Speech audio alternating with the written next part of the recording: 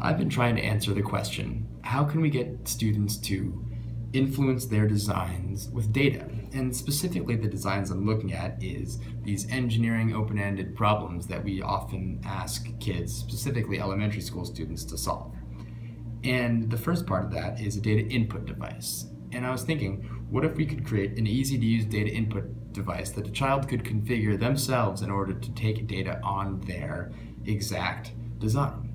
And so I've been using the LEGO EV3 because it's simple and it comes with many, many good sensors, whether it's a light sensor or a rotation sensor or even an ultrasonic proximity sensor.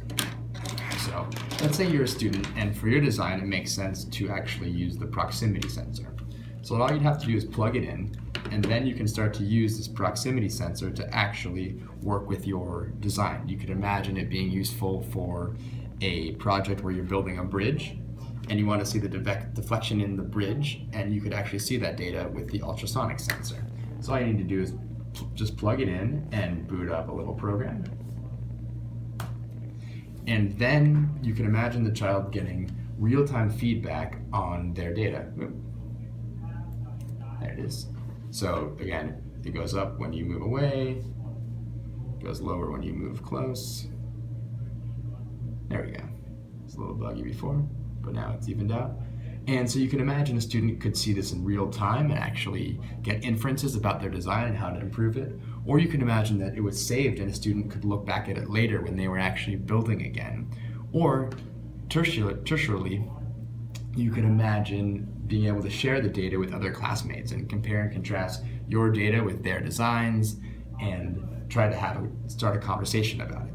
And what's beautiful about this test setup is it could be very configurable for the child. You know, instead of wanting a proximity sensor, you could just easily hop in and go for a rotation sensor and for a light sensor. You know, this could end up getting the speed of your robot, and this could sort of act as a motion sensing device. And again, all you need to do to look at these is just boot up the same program,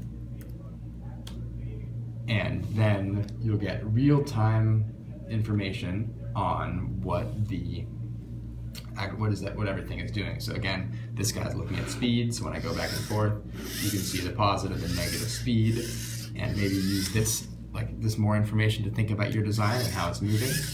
Or you could imagine looking at the light sensor for this motion device, where it gets covered, it goes down, it's open, it goes up.